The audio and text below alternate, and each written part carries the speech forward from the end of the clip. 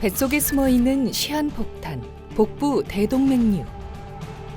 대동맥이 풍선처럼 서서히 부풀어 오르다가 찢어지거나 터지면서 엄청난 양의 혈액이 복부로 흘러나와 쇼크 상태에 빠지게 되는 복부 대동맥류는 생명을 위협하는 매우 위중한 질병입니다. 복부 대동맥류는 생명과 직결된 질환입니다. 파열될 경우에는 사망률이 매우 높아서 90% 이를 정도지만요. 파열 전에 치료를 하게 되면 사망률은 1%까지 낮아지는 안전한 치료를 받을 수 있습니다. 조기에 발견을 해서 터지기 전에 치료하는 것이 사망률을 낮출 수 있는 가장 좋은 방법입니다. 우리 몸의 중요한 혈관인 동맥은 심장에서 나온 피를 온몸으로 공급하는 역할을 하는데요. 그 중에서 대동맥은 동맥의 가장 큰 줄기로 혈관의 고속도로인 셈입니다. 나이가 들면 혈관벽이 약해지면서 혈관이 풍선처럼 부풀어 오르기도 하는데요. 배, 골반, 다리로 피를 보내는 복부 대동맥이 정상 혈관의 지름보다 50% 이상 커지면 이것을 복부 대동맥류라고 합니다. 누운 자세에서 배에 손을 갖다 댔을 때 두근거리는 덩어리가 만져진다면 반드시 전문의의 진료를 받아야 합니다. 나이가 들면서 발생할 수 있는 혈관 질환인 복부 대동맥류는 특히 고혈압, 흡연, 60세 이상 남성, 가족력이 있는 경우 발병 가능성이 높은데요. 복부 대동맥류의 크기가 5cm 정도까지 커지셨어요. 그래서 5cm 이상이 되면 저희가 터질 확률이 높아진다 그래서 치료가 필요한 상태가 되겠습니다. 먼저 동맥류 부위를 잘라낸 뒤에 인조혈관으로 바꾸는 수술적인 치료 방법이 있고요. 수술을 하지 않고 동맥류의 혈관 내벽에 스텐트 그라프트를 삽입하는 방법이 있습니다. 복부 대동맥류의 수술 치료는 전신 마취한 후에 개복을 해서 대동맥류의 위아래에 있는 동맥을 겸자로 고정한 후에 바지 모양의 인조혈관을 그 자리에 넣고 이어주는 건데요. 이 인조혈관이 혈관을 대신해서 새로운 혈관의 역할을 하게 되고 영구적으로 사용할 수 있습니다. 스텐트 그라프트 삽입술은 피부 절개를 하지 않고 양쪽 사토근에 있는 동맥을 통해서 절개한 부위의 혈관에 가느다란 관을 넣은 다음 그곳으로 혈관 조영술을 하고 그렇게 해서 얻은 영상으로 혈관 상태를 보면서 스텐트 그라프트를 삽입하는 것입니다. 스텐트 그라프트란 금속 그물망인 스텐트에 특수 재질을 더 씌워서 만든 것으로 대동맥은 골반 부위의 양 다리로 나눠지기 때문에 시옷자 모양 또는 바지 모양의 스텐트를 넣는데요. 이후 풍선을 이용해서 연결 부위를 이제 혈관과 더 밀착시키게 됩니다. 시술 후부터는 혈액이 스텐트 그라프트 안의 새로운 길로 흐르게 되는데요. 때문에 복부 대동맥류의 혈관벽에 더 이상 압력을 주지 않아서 대동맥의 파열의 위험성을 막을 수 있는 것입니다. 복부 절개 수술에 비해서 스텐트 그라프트 시술은 절개 부위가 적어서 출혈이나 통증도 적은데요. 때문에 회복이 빠르고 고령 환자의 치료에 적합한 치료 방법으로 알려져 있습니다. 정맥질환 가운데 가장 대표적인 하지 정맥류. 다리 정맥 내 판막이 손상되면서 발끝까지 내려온 피가 심장으로 제대로 올라가지 못하고 종아리에 모이면서 혈관이 울퉁불퉁 튀어나오게 됩니다.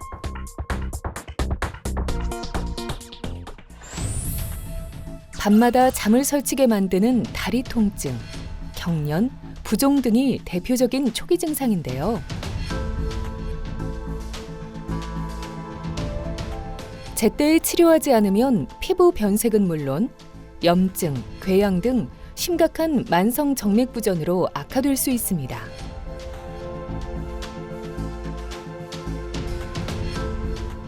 하지 정맥류는 복제 정맥의 혈류가 역류를 해가지고 피가 우렬이 돼서 핏줄이 이렇게 커지는, 여기는 역류해가지고 여기에 피가 뭉치는 거죠. 여자분이 남자보다 하지 정맥류가 많다고 합니다. 또한 나이가 들수록 혈관벽이 약해져서 혈관에도 변성이 오게 되거든요. 그래서 나이 드신 분들도 하지정맥류가 많이 발생할 수 있고요. 오래 앉아 계시거나 오래 서 계시게 되면 다리 혈관에 혈액이 많이 고이게 되겠죠.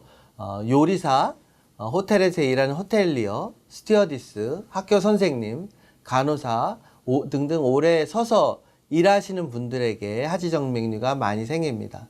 또한 하지정맥류 가족력이 있어서 이렇게 오시는 분도 많이 있으십니다. 다리에 있는 정맥은 혈액을 저장할 수 있는 공간으로 필요량의 3배가 있다고 합니다. 현재 하지정맥류의 치료는 망가진 정맥을 제거하여 우려이 되지 않고 혈류의 흐름을 좋게 하는 치료 방법입니다.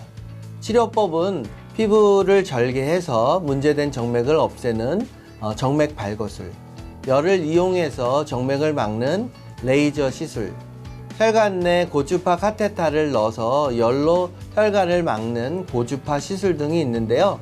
최근에는 기존 방식과 달리 열을 사용하지 않는 비열 정맥 폐쇄술이 많이 사용되고 있습니다. 비열 정맥 폐쇄술은 카테타를 이용해서 혈관 속에 의료용 접착제나 아니면 경화제를 사용해서 문제가 되는 정맥을 막는 시술입니다. 시술 후에는 혈액이 역류 없이 심장으로 잘 돌아가서 다리가 붓거나 아픈 증상이 사라지게 됩니다. 다리의 동맥에 발생하는 질환으로는 다리 통증, 발가락 괴사 등이 있는데요. 대표적인 것이 말초 동맥 질환입니다. 원인은 대부분 동맥경화에 있습니다. 다리로 가는 동맥에 문제가 생기게 되면 다리로 가는 산소와 영양분의 공급이 안 돼서 초기에는 다리 저림증이 발생하게 되고요. 심하게 되면 괴사가 돼서 나중에는 다리를 절단해야 되는 위험성이 있습니다. 암과 비교해 보면 말초동맥 질환에 의한 다리 파행증이나 다리 저림증은 암의 2기에 정도 되는 사망률을 가지고 있고요. 다리가 괴사가 일어난 경우에는 암의 3기에 해당하는 사망률을 가지고 있다고 합니다. 걷거나 뛸 때 종아리에 통증이 생기면서 다리가 아프거나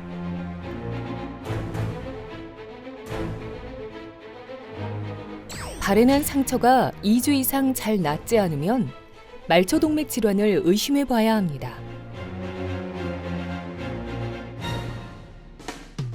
먼저 팔과 다리의 혈압차를 비교해보는 발목 상완지수 검사를 시행하는데요. 발목 상완지수가 0.9 이상이면 정상으로 보지만 그 이하라면 정밀검사가 필요합니다. 특히 당뇨병이 있는 경우에는 발목 상완지수 검사를 반드시 받아야 합니다. 말초 동맥 질환은 디스크나 척추관 협착증, 관절염과 증상이 비슷해 자연스러운 노화 증세로 여겨 방치하기 쉬운데요. 하지만 오래 방치할 경우 가만히 앉아 있기도 힘들 만큼 통증이 심해집니다. 여기가 이제 오금동맥인데 오금동맥이 막혔어요. 혈관이 하나 내려가야 되는데 여기 혈관이 막히셨어요. 다리 저림증 원인이 이 오금동맥이 막혀가지고 걸으면 종아리에서 쥐가 나는 증상이 생기신 거예요. 혈관 질환의 가장 흔한 원인인 죽상동맥경화증은 진행하게 되면 혈관이 좁아지게 됩니다. 50%까지 좁아지더라도 혈류의 장애가 없습니다. 근데 50% 이상 좁아지게 되면 혈류의 장애가 발생하기 시작하고 70에서 80% 좁아져야 증상이 발생한다고 합니다. 반대로 이야기를 하게 되면 증상이 있는 말초동맥 질환은 혈관이 매우 좁아진 상태라고 볼 수 있겠죠. 말초동맥 질환 초기에는 다리 저림증으로 나타나면서 먼저 약물 치료를 하게 됩니다. 이후에 필요에 따라서 혈관 내 치료 또는 혈관 우회 수술을 할 수가 있습니다. 말초동맥 질환이 심해져서 발의 통증이 지속되거나 발의 궤양 또는 괴사가 발생하게 되면 반드시 가능한 빨리 혈관 내 치료나 혈관 우회수를 해서 허혈 부위에 혈류를 공급을 해야 합니다. 혈관 내 치료는 피부를 절개하지 않고 동맥을 천자해서 해당 혈관에서 혈관 조영술을 시행해서 협착부위가 발견되면 가느다란 카테타를 통과시켜서 풍선 확장술이나 아니면 스텐트 삽입술을 시행하게 됩니다. 하지만 협착이 너무 심하거나 병변이 여러 군데가 있고 매우 긴 경우에는 혈관 성형술이 어려울 수가 있습니다. 이럴 때는 수술적인 방법으로 자신의 다른 혈관이나 인공혈관을 사용해서 협착 부위 아래쪽으로 연결시켜주는 혈관 우회 수술을 시행할 수가 있습니다. 시술이나 수술을 했다고 해서 치료가 끝나는 것이 아니고 병의 진행을 예방하기 위해서 관리가 필요합니다.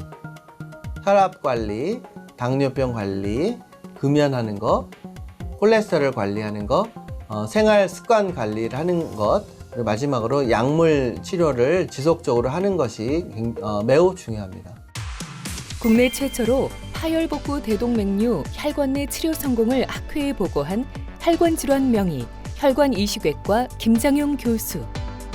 그는 하지정맥류, 다리동맥경화, 당뇨발 등 다리혈관의 모든 합병증을 원인부터 치료하고 있으며 해외 학계에서 혈관 질환의 최신 치료법을 빠르게 습득하고 국내에도 빠르게 도입해 환자 치료에 힘쓰고 있습니다.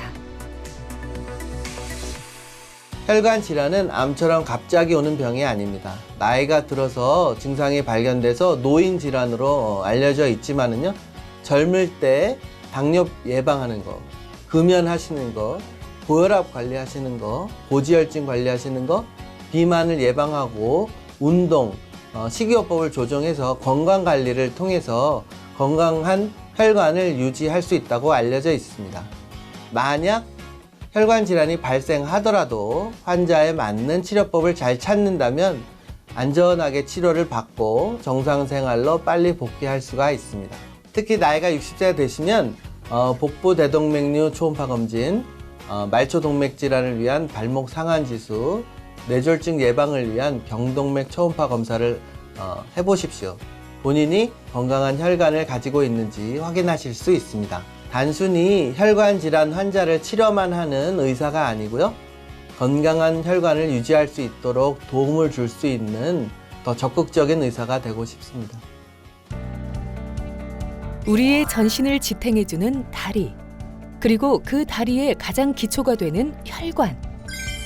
대동맥류와 정맥류, 다리혈관 질환 명의 김장용 교수는 혈관을 살리는 길이 곧 생명을 살리는 길이라는 굳은 소신을 갖고 있는데요. 환자에게 고통 없이 걸을 수 있는 평범한 일상을 주고자 지금도 끊임없이 정진하며 안전하고 성공적인 치료를 위해 노력하고 있습니다.